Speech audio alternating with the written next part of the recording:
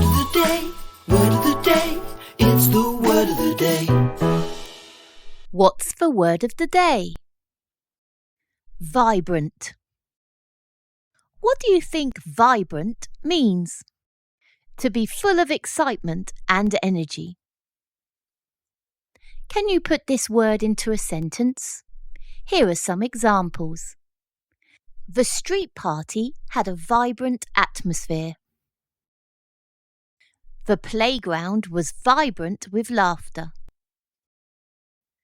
The rainbow had vibrant, bold colours.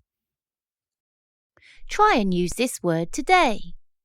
You could use it in your writing or during a conversation. Vibrant. Word of the day, it's the word of the day.